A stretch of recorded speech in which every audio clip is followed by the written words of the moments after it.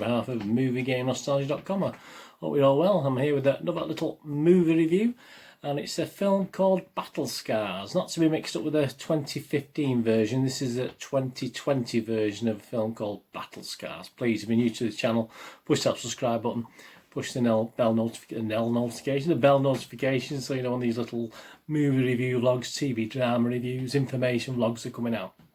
That'll be absolutely fantastic. Yeah, Battle Scars. It's an 18 certificate. It's just come out to buy on DVD as at the 27th of July. So it's $7.99 here in the UK. Check your territory wherever you are, and check online as well. So just a DVD version. I've no Blu-ray or 4K of this one. An hour and 24 minutes. Directed by Samuel Gonzalez Jr. And it stars Arturo Castro, Jonathan Pesce, and Kit Lang. What's it about? Well, Michael DeLuca, a war veteran suffering post-traumatic stress disorder, struggles to resist the dark experiences that haunt him. Estranged from the normal life around him, a steady low-paying job, a supportive girlfriend, and the opportunity to reconnect with his son he never saw grow up, Michael sinks into an underworld he may not return from. So yeah, I mean, it's a deep subject. And I think the original Battle Scars in 2015, I think that was tackled this subject as well. It's sort of a small independent production. It's not a big budget production. What are people thinking? What are the ratings? Well, there's nothing at all on Rotten Tomatoes or Metacritic at the moment. So I'm looking at Internet Movie Database. We can always rely on them, can't we? And we've got a couple of critics' reviews that are quite positive, but I was more interested in the public reviews on this. There's only 50 reviews in total, but it's getting an average of 5.3 out of 10, which isn't the greatest. It isn't the greatest score. It's just under a watchable score. But most people who actually wrote a review were actually positive. I only found one really negative, and I'll just give you one of the positives and one of the negatives, just as to give you a sample. Mile Cottage on the 28th of July. Headlined eye-opening post-war flick and gave it 9 out of 10.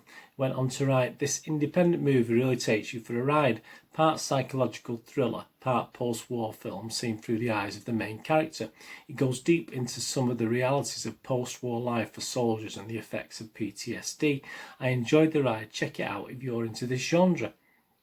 But to balance that out, we did have one written negative review, and obviously most people who left the score must have been negative because it's only getting obviously the 5.3 out of 10. But this Oz Movie Watcher, I assume he's from Australia, on the 29th of July, headlined his review depressing and only gave it 3 out of 10. And went on to say, I found this movie very hard to follow. It seemed to be all over the place. The plot I found tormenting and was a movie that lowered my spirit. Did not enjoy it at all. Well, again, as you know, I watch movies to be entertained, but sometimes when you have a serious subject like this, you sort of have to sort of forget the entertainment and just sort of watch the film for what it is. And as far as my little review, the movie game nostalgia review on this, I mean, I fall somewhere between the two critiques that I've just read out there, the 9 out of 10 and the 3 out of 10. I certainly won't go as low as the 3 out of 10, and I certainly won't go as high as the 9 out of 10. For a low budget film, I thought it was shot really, really well. It was well put together. And on the whole, very, very well acted. Some good actors and not many familiar faces to you, maybe familiar faces to you, but not guys I've seen much of over here in the UK. It's not an overly long film, an hour and 24 minutes, but as stated in the 3 out of 10 critique there, it was a little bit all over the place, and for an hour and 24 minutes, it did get a little bit confusing for me as well. I mean, deliberately, it's done deliberately. It's not done out of any bad directing or putting together. It's deliberately done like this, but it does ruin things a little with the flashbacks and the leaps forward time and time again. Yeah, at times it attempts to be a little bit too deep, which it's bound to be because of the subject matter, obviously. But there's some good bits in the movie, some good powerful scenes in the movie. But there's also like voiceovers that are dotted throughout, and they just make it less cohesive for me. It just more confusing. As I said, the flashbacks and the leaps forward don't really improve the overall production. I mean, overall it was an interesting watch, but I would certainly give it an extra point and an extra mark for the subject matter. But I felt with some minor tweaks and some minor, more of an A to Z approach rather than a backwards and forwards approach, it could have been really so much better as a film. So yeah, I'm not going to put you off watching this. As I say, there's a lot of I can understand if you don't like it. As I say, it is a bit all over the place, but I am going to give it a watchable score. I'm going to give it my basic watchable score. Only just though, because as I said, I did feel that they could have done so much better. Certainly with the group of actors they've got, and certainly with the actual cinematography was superb. And they could have done a lot much better with the subject and still been as powerful and perhaps tweaked it a little bit. So I'm going to give it a 6 out of 10, which is my little watchable score, as you know. And please, if you get to watch this, let me know what you think. But I thought I was quite impressed, but obviously not overall impressed with the actual story itself and the way it was presented.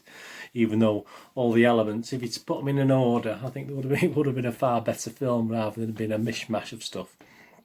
The poster, look at the poster. Yeah, I like the poster. We've got a case of juxtaposition on that poster. I like that aspect of it. The soldier, and obviously then the hooded criminals aspect of it. I mean, I think that's a juxtaposition. I just checked before I wrote that word down that I was thinking of the right, correct meaning. Yeah, I like the poster. I think the poster's really good. So I'm going to give the poster victory, actually. I certainly would have that on my office wall, etc. That poster, I wouldn't shun away from that. So I'm going to give the poster a 7 out of 10. So giving the movie a 6 out of 10 and the poster a 7 out of 10. As I say, the movie could have done far better. Just a little couple of tweaks. But as I say, I'm certainly not going to put anyone off watching it and having your own view on it. And I think I'm sure you'll have your own view anyway. Even if I said it was 4 out of 10, I'm sure you'd go out and watch it anyway. But I like to try and be as honest as I can. As I said, it was not as good as I was hoping it was going to be from early doors, from the early scenes. But as I say, it's just a putting together problem rather than an overall production problem. Anyway, thanks for watching this. Please check my links on screen. And if you're more into Facebook than Twitter, obviously I do put all my little notes and stuff. I mean, any movies that I watch that don't think deserve a vlog, you know, because they're too low a score, etc., or too low budget, and they don't really deserve this little review vlog, I will put on Twitter and Facebook. So if you want to follow me on Facebook or friend me on Facebook, it's Bernard Deneen on Facebook, and I try and friend everyone back on there. So I do check every day. So if you want to do that, if you prefer Facebook to Twitter. Anyway, thanks for watching this. Please, whatever you're going to do the rest of the day, have a great one. Look after yourselves, look after your friends, look after your family. And more importantly, let's all look after each other. And hopefully you'll join me again for another movie or TV drama review or an information vlog in the very near future. This is Bernard saying goodbye. And please stay safe, everyone. Bye-bye.